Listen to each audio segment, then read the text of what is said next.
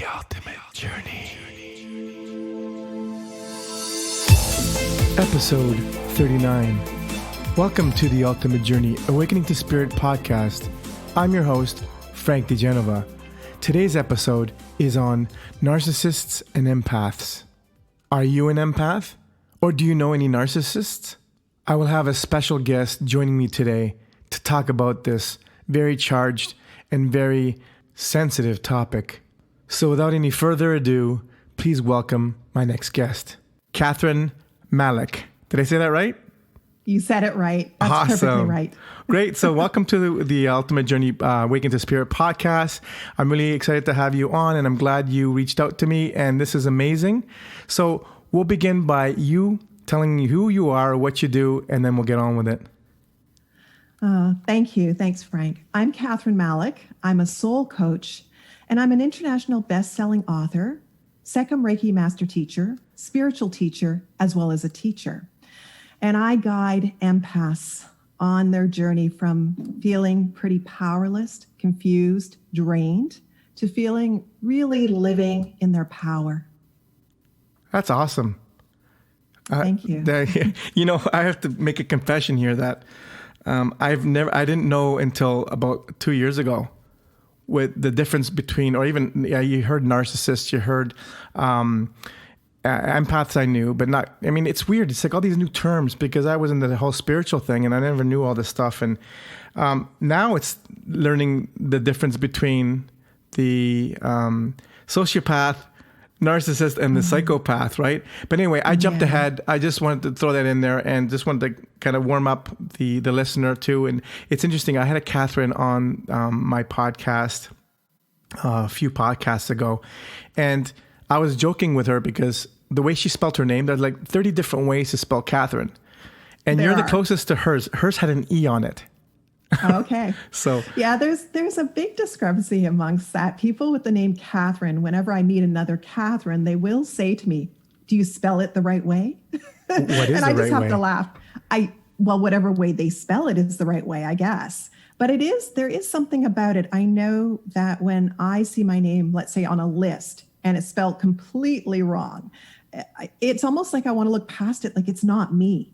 It is an interesting thing about our name. And I mean, obviously, there are so many spellings to it that one can't be upset. I mean, someone's going to take a guess. Unless you tell them, how are they going to know? Right. You know, it's exactly, you know, you go look into numerology and vibration and sound and all that. And, you know, semantics. Yeah. And also my name, I had a rude awakening with my name. I thought it was Frankie with an I-E on the end. And until I rummaged through my parents' drawers, I found my birth I can't even speak. I found my birth certificate, and it had an EY at the end. And I was like devastated. It's like, what the heck? Teachers and everybody calling me I-E, Frankie. And then I determined just to be Frank and just solve that problem. Great. Yeah. Awesome. So happy to have you on. And this is a pretty charged topic. Empaths and narcissists. Now, how about we just start from the beginning and because, you know, it's almost like a yin yang, the opposite sides of the scale. If you want to use a scale, as with anything in duality, you have polar opposites. And so I'll just start it off by saying what I think is the kind of MO, the modus operandi for that. And then you can just go for it. And because a lot of people want to know about this. Sure. I know a lot of women lately that, you know, they're empathic and they attract the narcissist. It's almost like moths to the flame, right? They give them the food and they prey off of that. And what I've realized is that the narcissist, it's all about their ego. It's just all about ego. And you know, the empath is compassionate. They make excuses for them. They try to protect them, all that. So just that little blurb. What's your take on all that? Because that's you work on that, right? You work with people. Yeah, I'm curious. I want to sit back and hear you talk. This is my thing, right? This is awesome. My area, right? This is what I do, and I've lived it, and that's why I've lived it. I've experienced it myself. I hope it's okay. I'd like to first talk about what an empath is and describe that, because I feel that many people might not know they've heard the word. So before I jump in, I think it's best I start there. So an empath is someone who senses and feels deeply. And even more so, you'll hear about empaths who pick up on other people's emotions and energy and actually take them on themselves. I like to say that they can do that because, it's really about that they can do this. Doesn't mean they have to do that. Once an empath understands their abilities and has some knowledge and wisdom around it, they can be at choice about not unconsciously taking on other people's emotions and energies. So that's the very minimal definition of an empath. There's so much more I could say that would say these are the signs of being an empath. But at the most part, if you know that you feel and sense deeply, and you know that you sense into other people, the minute someone else is sad, you're like crying with them. You can't hold that back. They're angry, you feel the anger, like you just jump right in with them. It's like you're living with them. That's the simplest way I can explain it without going on and on and on. Of course, anyone's welcome to reach out to me if you want to hear more of the signs and the traits. Now, with empaths and narcissists, it has been described as like a coin and the different sides of the coin. And of course, as well, like moths to a flame.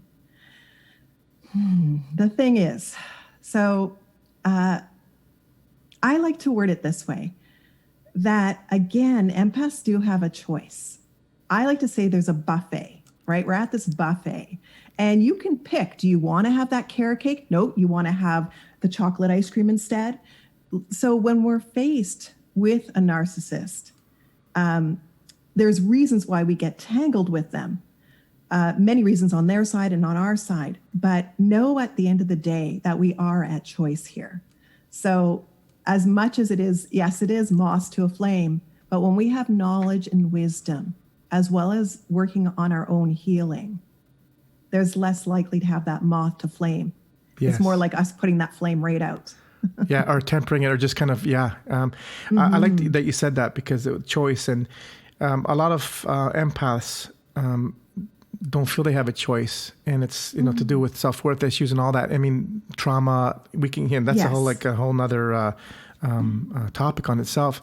Interestingly, I was very, very empathic as a child. Like I felt, and that's why it was hard, because I knew people weren't acting the way they were really feeling it inside. And that kind of threw me off as a child. I'm like, how come I feel this way, but they're acting totally incongruent with them? And so I try to numb it out, the partying, the drinking, the who knows. And a lot of empaths do that. They try to like quiet it down, just right. like numb it, because that's your internal lie detector. We have such a good lie detector. Yeah. So when people are fronting their emotion, they're covering it. So someone might be really sad about something, and then they're trying to smile with you and everything. And you're like, no, wrong. Like, the truth. But then, being an empath, kind-hearted, gentle, sensitive soul, you don't want to call them out. Especially as a child, you're probably not going to point the finger at them. So it is a confusing world to be in. Absolutely. And what I'd like to add to that before we go on is so I get more of people know more of who I am with my podcast and my life story. Even though I wrote two books as well, there's certain things I didn't write, and especially like with myself, because I numbed it and I suppressed it. When my mother died in 2014, I didn't cry, and I'm not proud of that. I'm not boasting about that. I'm not freaked out about that.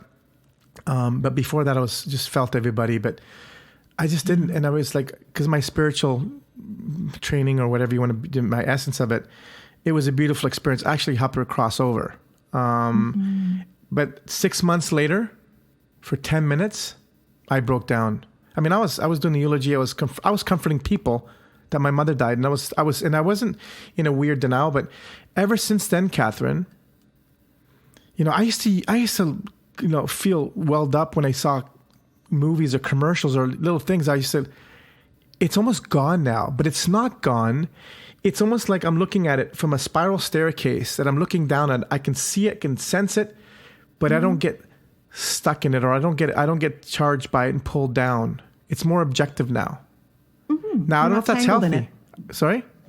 Well, it sounds like you're not as tangled in it. And I'm not, but is that healthy or not healthy? Because, I mean, I don't want to be a narcissist. No. Psychopath. No, I wouldn't say you're a narcissist or a psychopath or a sociopath. I mean, I don't know you, but I could, speak to you a little bit more and find out. But I'm joking, Frank. I'm joking. But here's the thing.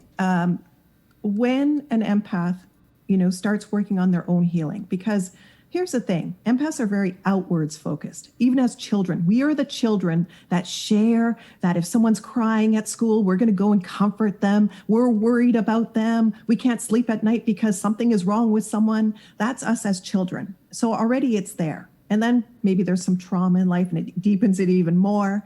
And so it's interesting with empaths. Once an empath starts working on themselves, which is very hard for them to do, they don't want to. One, because they sense and feel so deeply, it's like, whoa, I don't want to go there. The shadow's even darker.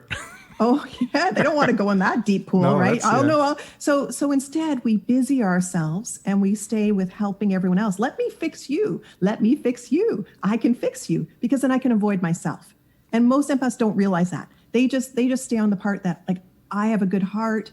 And it's true, when someone is hurting, it's like we have an alarm that goes off. It's like our fire detector goes off and goes ding, ding, ding, ding, help them. And like we're almost panicked. Yeah. Like we have to help them. Until you do that work on yourself and develop your own worth, your own esteem, your own love. So that may be what you're talking about here, is that you stand in your power and you know that everyone is capable.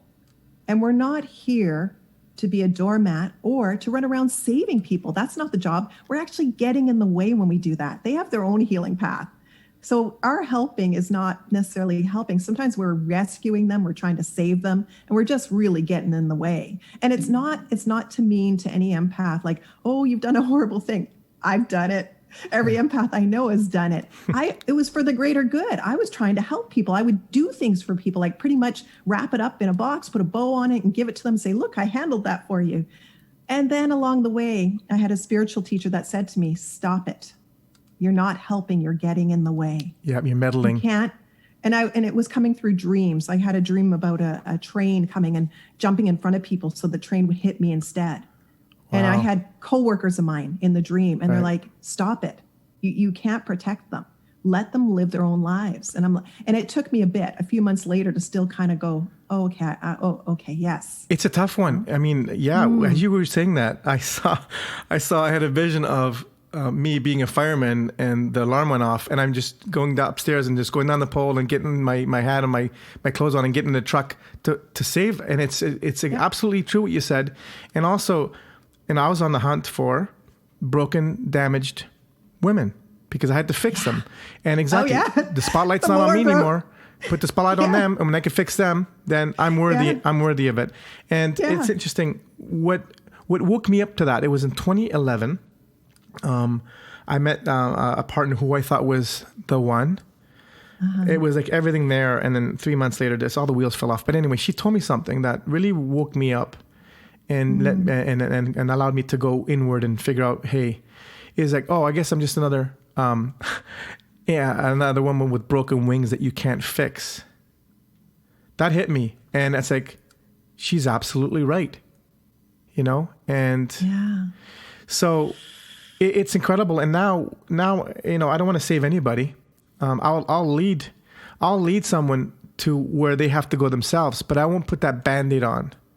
I'll put the spotlight on the shadow areas. Like, that's where you got to go, but in a loving way. Like, I'm talking about relationship wise now, Kathryn, not just, and even in general, like, I don't get entangled with it, and it doesn't come sticky anymore. Mm-hmm. So, learning to not be so sensitive was one obstacle. And, the other obstacle that I just recently come to terms with is, that I'm not, a detached, emotionless bastard either, because that's the whole polarity thing again. You have to find your way. And now I ask the person questions so they can lead themselves to the answer as opposed to trying to fix and to nurture and, yeah. Absolutely. Good for you. It's a lot of work. It's a lot of internal work to get to that place of, it's much more powerful to just stand back and be yourself. People learn, they watch, they observe. Sometimes we're just being ourselves and people are really impacted by something we've said or done. And even maybe it's not even to them, just in passing, they hear us. But I think there's a lot to do with that and understanding the power of that, of just keep filling your own cup and not, and some people will feel that's selfish. But when we're talking about empaths who have like a less than empty cup, like there's a hole in the cup and they're just give, and there's nothing left to give, that it's time, for all empaths to really start filling their own cup, pay attention to yourself. And you can be a loving and gentle and kind human being, just being you. Doesn't mean you have to run around fixing people. Absolutely. There's a hole in the bucket, dear Liza, you got to fix that hole. And yeah, absolutely. And the thing, you said too, Kathryn, is when you are in your power, in your body, and you're that lighthouse, that beacon, that model of, that's how you help people. You don't mirror back your dysfunction. You mirror back your wisdom, as opposed to, because you feel yourself. You're a clearer mirror. You're more distilled, so you can help them. It's amazing. I like to get into the relationship part of narcissist empath. It's interesting because the podcast I did with I did one with Victoria with the Tantra, and then I did one with David about the polarity in relationships. Now, we're talking about polarity, how there's a masculine and feminine, and when you have them balancedly opposing, there's a magnetic charge and there's attraction. Now, what came into my head now, because this is not scripted, it's going to come whenever. Sure. Now, you have to have attraction for a relationship, right? What if you have, is it the same with two empaths and two narcissists? Is there like any polarity there at all? Do they seek each other out? Are they codependent with each other? Is it possible? Okay, that's a lot. So, I'm just like, I see all these like combinations. So two empaths, let's start there. Two empaths together.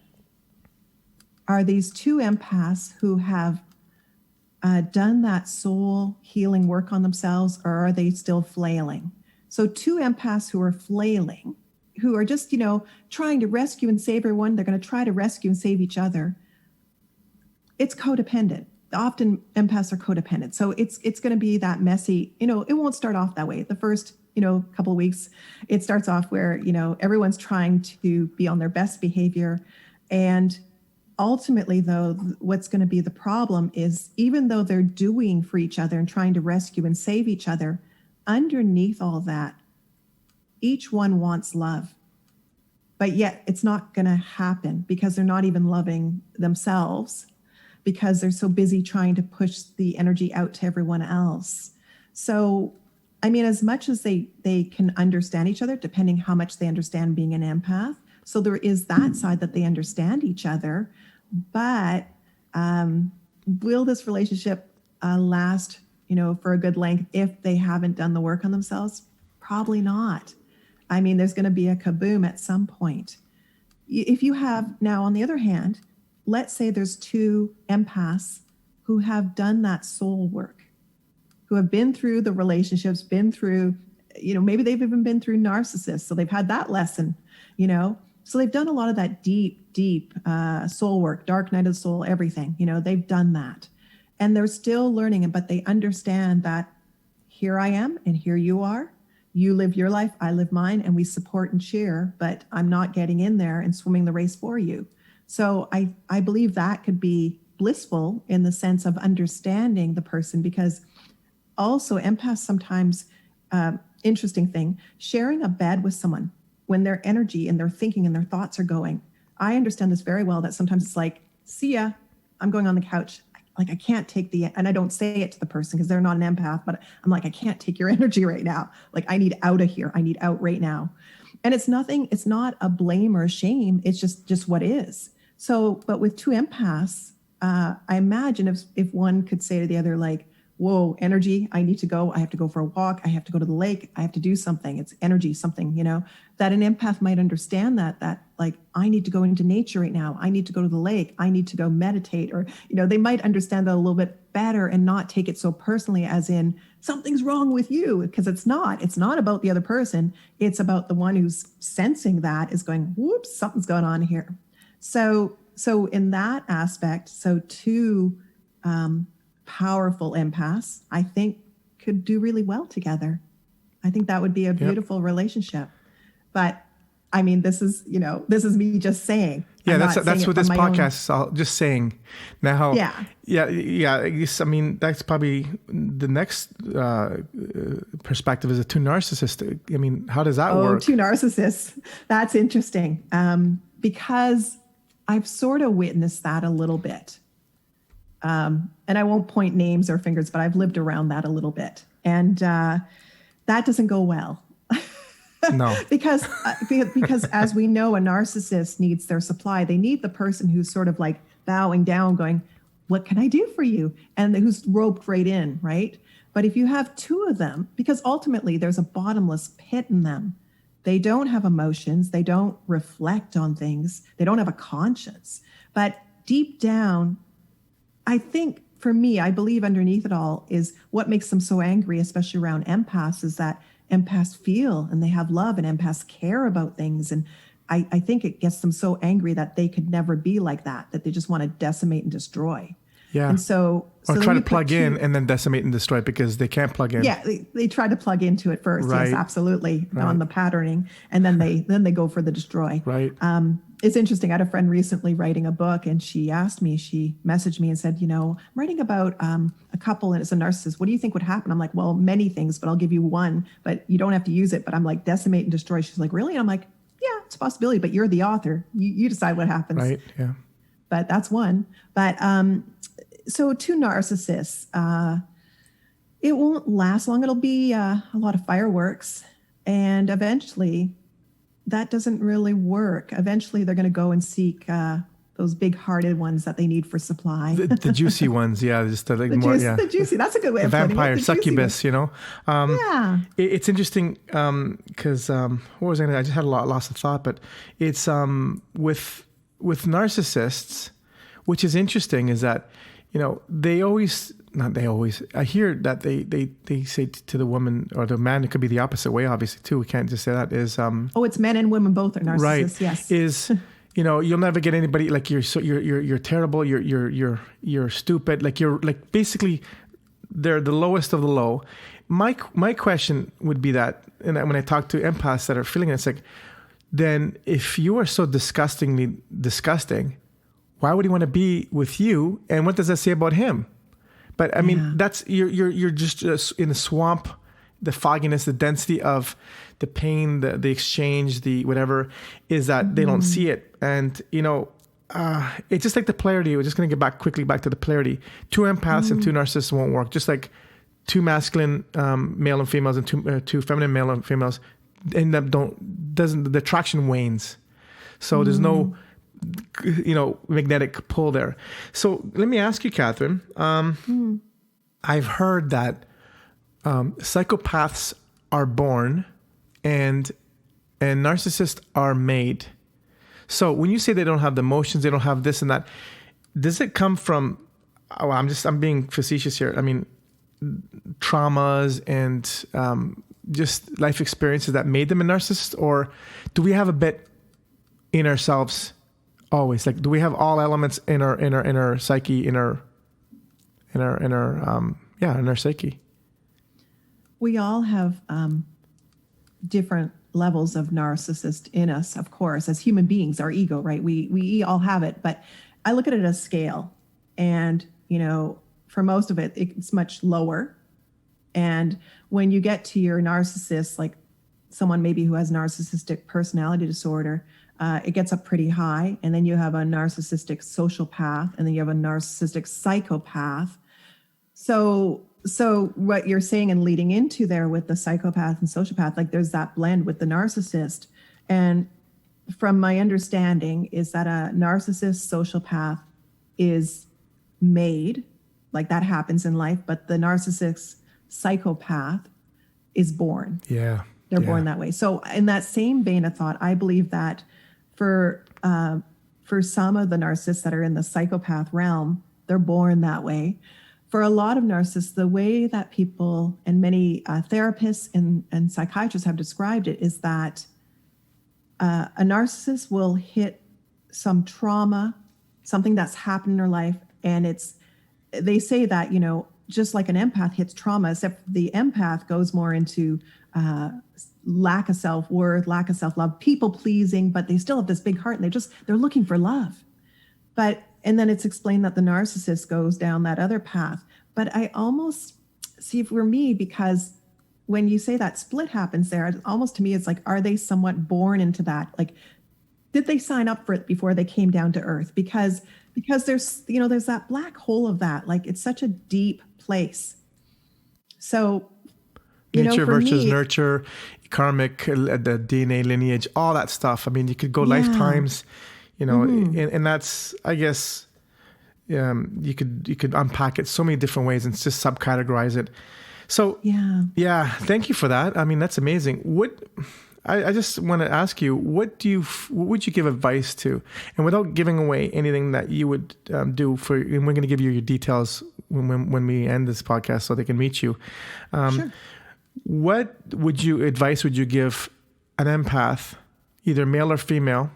I'm gonna put the needle more to the female, because women are more apt to getting help. Guys are got this cloak of pride and ego. I mean, even with my own journey, it took me a lot to get into inwards. What advice would you give women that are empaths who are with a narcissist?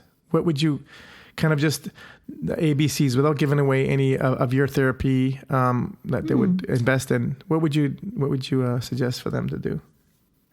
Number one, I'm going to say, it's going to sound very trite what I say, but I'm dead serious. Number one, run, don't walk, run. You cannot fix them. You cannot fix him. You cannot fix him, her. You cannot fix them. There's no fixing. So even though they'll try to hoover you back and apologize, it's just going to get worse. They're going to go deeper and darker and want to destroy you even more.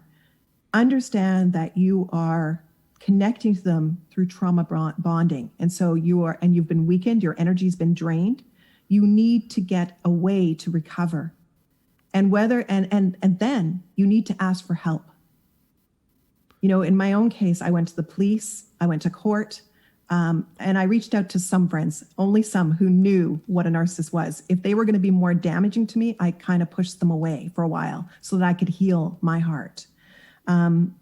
If you need help, you need to reach out, whether you need to go stay with a friend, or if you need, police to help you. If you're in a dangerous situation, then you need to reach out to that. I mean, I had one friend who had to go to a women's shelter. She had to take her children. And I mean, this is like a high level businesswoman, but it was the only safe place for her to go. They could hide her there. So whatever you need, here's the thing, don't be embarrassed. I hung on for a little while because I embarrassment and shame. I didn't want to go to the police until a friend of mine introduced me to a detective who I could speak to at 6 a.m. one morning and say, should I go to the police? Because I don't know if I should or shouldn't. I was, I'm exhausted. I'm pretty wrecked right now, but I didn't say that to them. But I said, should I go? Can you help advise me here? And they're like, absolutely, you need to go. Excellent. That's good. I mean, you have a lot of women that do not want to, if they've been violated sexually, if they've been raped or whatever, they don't, they're afraid to say it because they might get in trouble even more, or they might just be not believed and just pushed off. And and as you say, we were saying that too, Kathryn, I was thinking of, and I know you know this, energetic cords, getting plugged into contracts, you got to cut them all out, right? And I've done some clearings for people with that, and with, and if you don't undo the cords, or you undo the contract or the agreement that they have subconsciously, they'll be right back into their arms again. Like, it's like, I promise I won't do it again. I know. And a lot of narcissists, they admit to fault somewhat, just to lure, as you said, hoover them back in. I'll change. It's not real. It's not real what they're saying. They'll say anything to get you back. It's like, listen, baby, I'm going to buy you that car. I'm going to do this. Like whatever it is that they know, because they've been observing, they know the buttons, right? They'll say anything and they'll try to hoover you back in, and then you get back in there and then whomp, bash, they're going to bash you again. And then you try to crawl out again, and then they're just going to pull you back again. So understanding, like, when I say run and like just get out of there, get help, and the healing help too afterwards. It's going to take healing, but you deserve it. You deserve that healing. You deserve that love. Having those people that can support you through this, and cutting off all contact, because a lot of empaths will feel, well, I still have them on Facebook and I still respond to texts. I'm like, no. Cut, block. Cut those tendrils out. Done. Everything done. Gone. Like non-existent. I know. And it's amazing. It's like, you have to cut all those tendrils. And I see it all the time. And, I have the deepest compassion for women that are in those positions. I really do. Absolutely. Like my heart. And that's where the empath comes in. Like, I actually feel it. And I have the deepest compassion. And it's like, at the same time, if they don't want to help themselves, you can't go nuts and entangle yourself with that too. So I'm glad that there's law enforcement. There's places where women can go and get help, because it's I'm all over the place, as you know. When you say empath, when I was writing my first book, I had a friend of mine do a beta read through, and I was talking about being empathic, and she shared the difference between empath and sympathy and empathy. They're two different things, aren't they? Absolutely.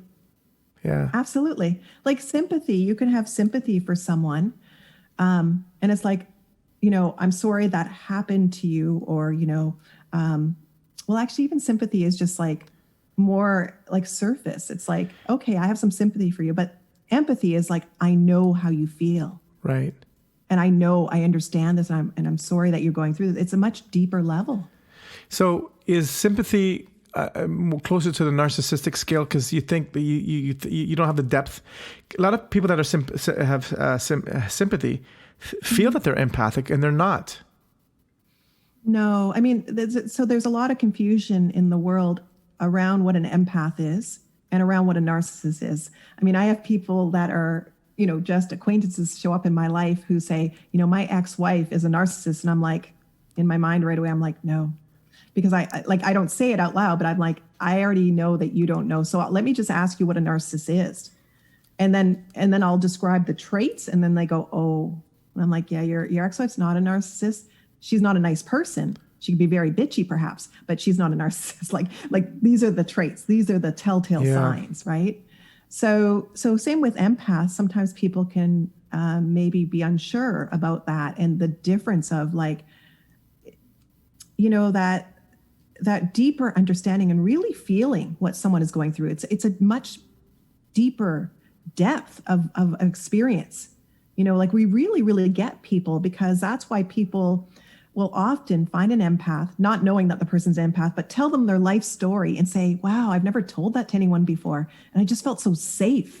I felt so comfortable. Like, you get me. Yeah. It's like, yeah, I do get you. I get that a lot. It's like, how come? I can't believe I'm telling you this. Well, I'm also a hairstylist, so that helps when you play with someone's hair, right? Right, then that happens. Right, yeah. And being an empath on top of that, you just build so much trust and rapport. What I was going to say about the oh my God, the empath, and that we're talking about sympathy and empathy. Yeah, there was something I wanted to there we go. Narcissist is a word that is thrown around way too liberally, as you were saying, and it's just like the buzzword. Oh, they're narcissistic. Well, no, as you said, right? It's being thrown around so much. Well, it depends what the person means. Like if you said someone's like they're really extremely selfish, self-centered, like really far gone the other way. There's a difference between saying that about someone, but you could just say they're really selfish and self-centered. Mm-hmm. As opposed to if you mean narcissist, like narcissistic personality disorder, and you're talking like high up that scale, and they follow the pattern. So they're very charming, they're charismatic, they love bomb you, right? They love bombing. And then then they get into, grooming you and then gaslighting. And, like there's so much, there's a distinct pattern that happens. So there's a difference. Someone who you might say is like selfish. Okay, that's different. But if you're like thinking narcissistic personality disorder, are they one that goes through those traits? Are they always like leaning on to empathic people, big-hearted people? I mean, even someone who's not an empath, perhaps, but someone who's just a kind, unknowing person, someone who's kind, who just is, that nice person. Yeah. They're going to like that too. Ideally, they're going to look at a person like that, but they also don't want like a hot mess. Someone who's like victim-y and like can't help them. No, they want someone who's resourceful, resilient, independent. They're looking for all these traits too, with a big heart. Of course. Right? And what I've often wondered and just kind of just thought, do clinical or just labeled narcissists, do they know what they're doing? Like as in the patterns, like the love bombing and then the grooming and do they know what this next step in it, or is it just wired intuitively for them to destroy a woman like that or a man, whatever? Like I always thought, do they know what they're doing? Like, do they get a playbook, like, an etherical playbook? Well, it's interesting that they all follow that similar pattern. Like, do they know what they're doing? I think on one level they do. They're fabulous liars, and they lie so much that they probably don't even know where the truth and the lie would be. Like, I feel like 99% that comes out of their mouth is a lie. Like even their name, I'm like, really? Is that really your name? Like it gets to that point. Yeah. Wow. Yeah. Like they're like, and when they're caught in a lie, because I've been through this with narcissists, when they're caught, they fight harder. Even though you caught them red-handed in the lie, they'll just keep going with it. They will not let go. Wow. So it's interesting. So in a way, do they know? I feel like they do. I feel like in a way because, but in their programming inside of them, the way an empath is like, I must save that person. Put on my cape. Let's go save that person. I have to. The alarms are going. I feel like in them, they have it going where it's like, that person's got that heart and I don't have that. And, like I feel like they're just out to get blood. Yeah. I mean, I was also addressing too, the steps that they take. Obviously the charming is always, I always joke, it's like, the devil is going to be the most charming and charismatic person you'll ever meet. They're not going to come with the horns and the tail. We're talking about, symbolically and what do you call it? Yeah. Oh God, I can't even speak tonight. It's like Mercury retrograde is over, and we didn't do this podcast because of that. And I'm like, I think like I'm just in the mud now. It's a holiday today. It's a holiday. That's so right. Maybe it's like you feel like you should be relaxing rather than talking. Right. No, it's good. The whole archetype of the devils and stuff. But yeah, it's just like, I think it is just, when you can learn to be, let's say you learn a skill or a trait, you look for, you'll calibrate, you'll see things happening, and then you say, okay, this happens, this is what I have to do now. And then, okay, they respond A or B, and then, okay, if they do that, then I have to, it's almost like a flow chart, right? Yeah. That was my question. Is it a flow chart in their head? Like, okay, I have to love bomb. Okay, now that they totally invested, I got the hooks in them. I can put their hook in them. Now I can do this. Now I'm safe enough to chop them down and they won't go. To me, as an empath, if I feel I'm treating somebody bad, I don't think, okay, they're just going to pick up and go. Like I'm not going to dare. But the thing is, when I was younger, I was more. I was a little, I can say I'm a little bit narcissistic because I was displaying certain traits through trauma, through anger, through drinking a lot, through being hurt from whatever. So I displayed some of those characteristics, but deep down there's always that, there's a point where you don't go. You know what I mean? Like there's a knowing a right from wrong. Though. Right, absolutely. You have a conscience in there. And so I've had empaths, like I have a Facebook group, Empath Soul Mastery, full of empaths, right? And I get asked that. Recently someone said, my daughter is saying I'm a narcissist. And I'm like, well, okay, maybe not. Sometimes narcissists like to call everyone else a narcissist, right? They like to do that. Deflection, projection. Yeah. And the thing is, some of the empaths in my group have asked that, like, well, maybe I was acting narcissistic. And I'm like, or maybe you're a wounded healer, like you're a wounded empath. And so you're human. So then you're going to act out. You're a hurt human being.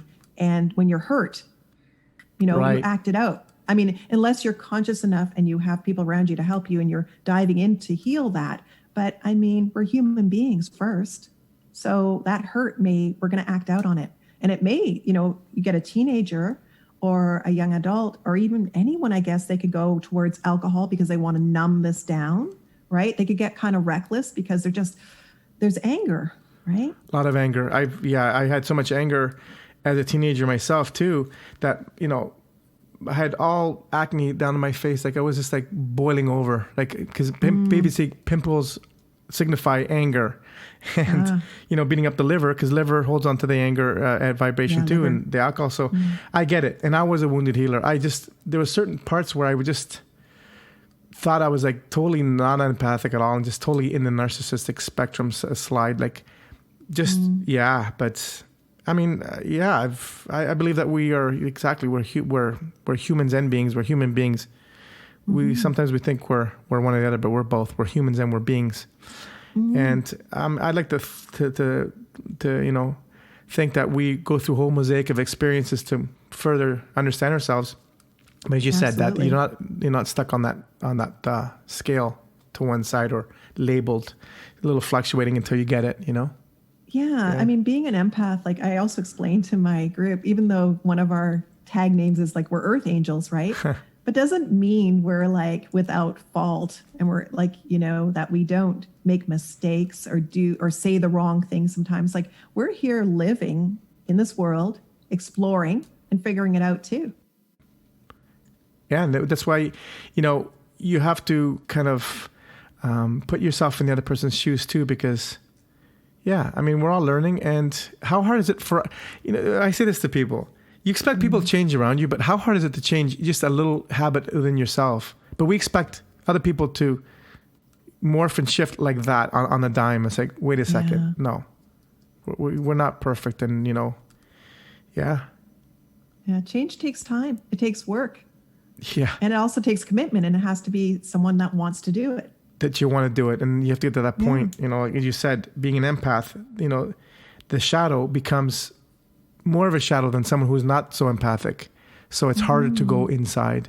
But man, when we do, it's incredible. Like right now, I'm like, things don't bother me as much anymore. Like, I don't want to save anybody. I don't want anybody to save me. And, but I understand the human condition now. It's not like I have to fix the world. Like actually, in compassion, I'll watch and get out of the way, and assist, but not get caught up. That's like the aha moment I had. You said, don't try to. You can choose not to fix, and just be. The whole kind of be the change, right? Be what you want to be, and you'll focus on your journey, right? And some people might say, oh, well, that sounds self-centered or selfish, but no, there's some work to do here. So when I say focus on your journey, like what healing is it that's waiting for you, that's just dying for you to heal? And so the more you're focused on fixing and saving everyone else, you're avoiding yourself. So like enough with that. Okay, Let's just pull it back. Let's just step in. And, often, it's finding that person who can work with you to help you on your healing journey, right? Absolutely. That's amazing. Cool. Yeah, it's interesting. And it takes, for empaths and for most people, it'll take quite a while. And I hear this all the time, like, I wish I would have done this years ago, or I'm at this age. And I'm like, yeah, but you're here right now. You're opening the door right now. Some people never open the door. Like you're opening the door. Right. It's good. Right. And a lot of people say, would you, if I would have knew then what I knew now, I'm like, no, I wouldn't want to change a second of my life. If I knew what I knew then, I wouldn't do half the crazy shit that I did. And I wouldn't have learned. I wouldn't have passed through certain things. Right. Yeah. You got to experience, like you can go to university and learn your theory and know it. Yeah. But unless you've done it, and you've passed through that experience, now you have to do it. And life lessons are there for us. It's like we're going through these little portals, right? And gaining as we go. Yeah, and absolutely. then we go, and then we get to a certain point where then it's time to reflect on that. And I think for a lot of empaths carry a lot of shame and blame on themselves. And I think that's where a lot of the work is too. Yeah, the lower chakras. To heal around that, right? Yeah. Do you do any chakra work, like the solar plexus and the navel? That's what. Yeah, that's huge on empaths, Right? Because it's usually I know. because there's no self-worth, right? And that's one of the, I guess, the beautiful things of a journey of an empath is building that, growing that, healing that, right? Root chakra, not connected to the world, which is understandable. It's so scary in this world. You come in as a sensitive child and it's like, this world is like noisy and crazy. And, so, I mean, I definitely was not, my root chakra was, no. And I worked with a healer for a long time, like energy healing, everything. And she would place me, help me get into my body. I'd feel it and I actually felt okay. It felt okay. I wasn't actually scared, but I'd still jump out. It took a while for me to actually, okay, I'm going to stay now. Okay. It took a while. I just, everyone's different. And it's just knowing that that's one of our things. I explain it to empaths all the time that, yeah, you're connected up here, but then below the heart, sometimes there's that connection isn't there. So we're, that's our journey. Do you ever slip out? I don't now. Wow, that's great. I slip out still. Yeah, but I mean, I worked with this healer every week for a long, long time, and then I became her assistant, and then we also did something that was really good that helped. At the time when I was working with her, I was in the arts too, and so I wrote a play about women and sexuality called "Embracing the Black Madonna," and somehow in the middle of all this, I went on a retreat with her and a few others. We were in Hawaii and we're swimming with wild dolphins. So the magical energy, the magical energy, the healing energy of dolphins, right? Incredible. The playfulness and very, very healing. Now, one of the women on the journey was an artist, beautiful artist. And so not only did we do ceremonies and swim with the dolphins as much as we could to pick up on that healing energy, we were given little assignments that would help each one of us. So my assignment was, and I mean, it was funny when I was told. She was laughing as she said it because she knew I'd practically jump right out of myself right then and there. She says, so Sydney now is going to go with Kathryn off into the woods, and you are going to paint her, and Kathryn's going to wear her birthday suit. And I was like, oh. I remember being like, Emma, and she goes, if you choose, you don't have to. And I remember for a couple of days, I was like, oh, and it was brilliant. It was perfect direction and guidance for what a good healing for me to try to stay in. Because here I am going with this person that I don't know that well, off into some woods, and I'm going to be sitting there naked so she can make a painting of me, which is it was terrifying, right? The idea of it was terrifying. Wow. And so it was good because that's what I was working on that point, that I could sit in that and stay in my body, right? So it was a good practice session to stay in. You're comfortable in your skin and you're grounded, basically. Yeah, but it took a long time. It was not, in my case, I think some people may have an easier time. For me, I liked being out of my body so much. I lived most of my life that way. Yeah, so, I mean, I can relate because when I came in to this realm, this earth, I mean, I came in a very traumatic birth experience and disconnected from my mother for a month. Were you? I was actually a twin. We were premature. He died at birth. He was a stillborn. And then I was in an incubator for a month, right? I was in an incubator for a month. See? Too. Right? Yeah. So you haven't landed yet. I came in hot. I always say I come in hot, right? With a plane. But I don't think I even landed integrated. And I was in fight or flight mode all my life, and I would just get out. So that's why, I mean, I've done a lot of inner stuff that, the root chakra, the solar plexus, I missed one. It's the navel. I don't know whether they call it the sacral, the navel, or the whatever. But, sorry. Now it might be my throat chakra because I can't even talk. Yeah, it's a sacral solar plexus, and then the throat. They were never integrated. I was always in fight or flight and always out here. And when I get excited, I pop out, and that's why I stopped drinking coffee because that would pop me out so fast. Any stimulants. Good for you noticing. I had to. Yeah. Oh, I was I was a mess. Yeah, well, I think it's a difficult thing, to. Because I know it. I know this feeling of not being in the body, and like I said, when from a young age, when I was getting help to get into my body. Even though I wasn't afraid once I was in it, it was just such a strange feeling. It's like, yeah, I'm not going to stay here. Like it wasn't even because I look back now and I wasn't afraid. It was just weird. It was just too weird. I wasn't used to it. And maybe it was just better that I was out, Also, when I'm out, I wasn't feeling things as deeply. Right. You're bypassing. So it was protecting me, like yourself. My mother passed away when I was a child and I didn't cry at the funeral at all. Wow. And I was applauded for that. Like I was such a good girl because I didn't cry. Now, those tears were just, it was an ocean inside of me. And so then as an adult, I had to explode all that. And, I think that's also another reason why I wasn't in my body and I didn't want to be in there because I don't want to enter into that stuff.